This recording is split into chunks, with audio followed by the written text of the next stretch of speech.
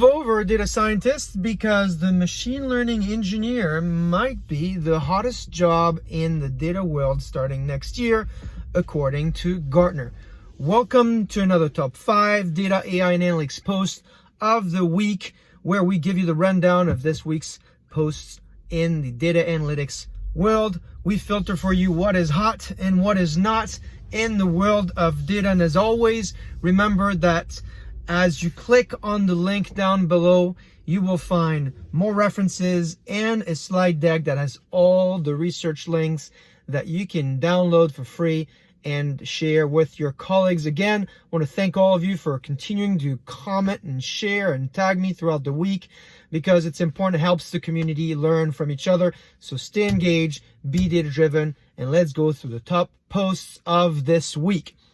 First topic is Forrester's new forecast on AI. Now, previous forecasts projected that the AI potential was north of 150 billion, 200 billion in revenue.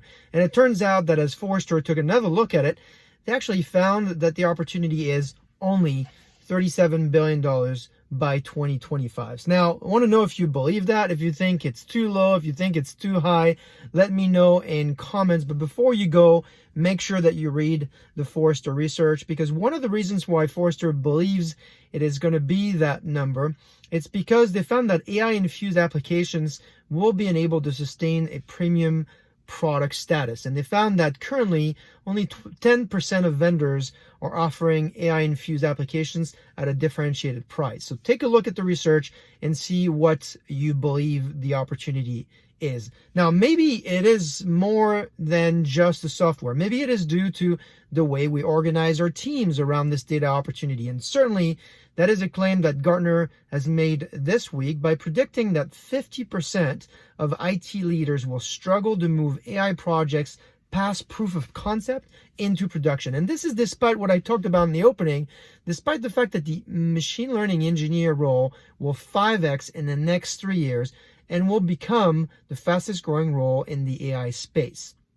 Now, last week we talked about Spotify, and a few weeks ago I talked about Netflix, and there are certainly a lot of great teams that know how to organize themselves around this data, AI, and analytics opportunity.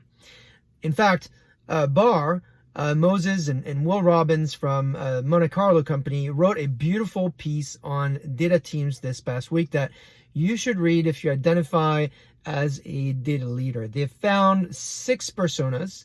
They even have a RACI model around who's responsible, who's accountable, who's informed, around 5 key responsibilities. What are they? 1 is about data access. 2 is about making it easy for people to understand data. 3 is about driving insights and recommendation. 4, maintaining high data quality. And then 5, delivering on what they call data reliability.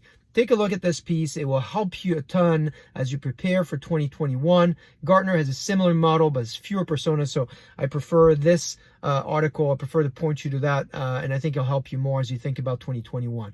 Speaking of 2021, let's talk about my second topic of the week, the future of data, the future of the role of data in applications. Now, this month marks my 10th year anniversary of contributing to Forbes.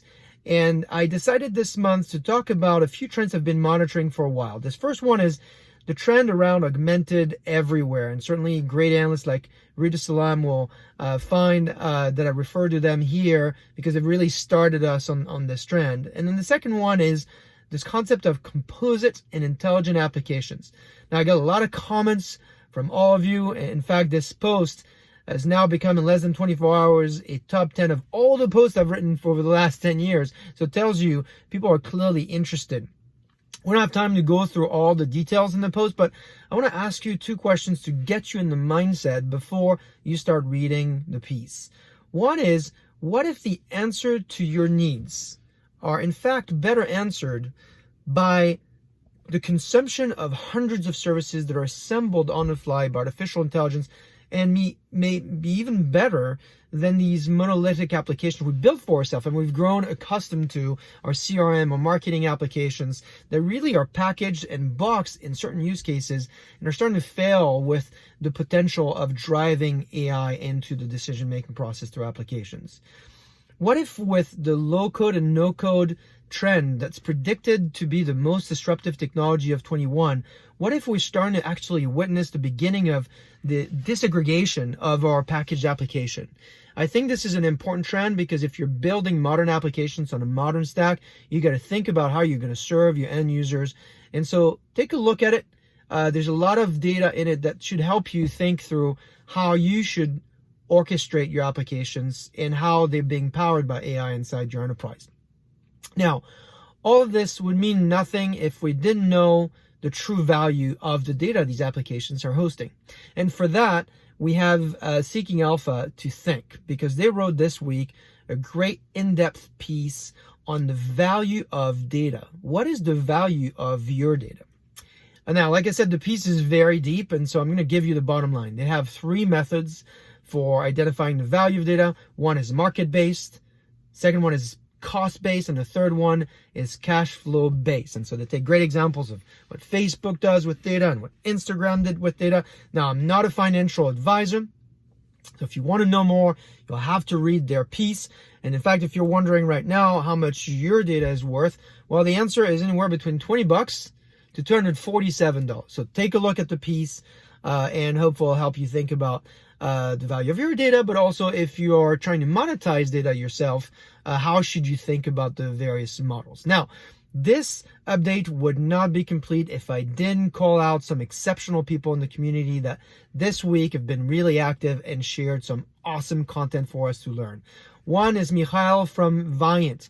Not only is Michael a top 0.03% contributor on Stack Overflow, that is not a typo, 0.03% contributor. He's reached 3.5 million folks.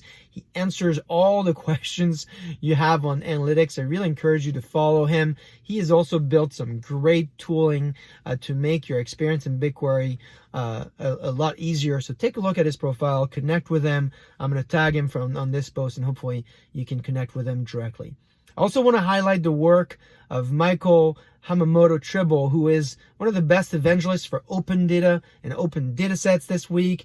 We talked about data around weather, and I show you with a quick 45-second video how to activate this data. It's never been easier to add the external data to your internal data, so take a look at it.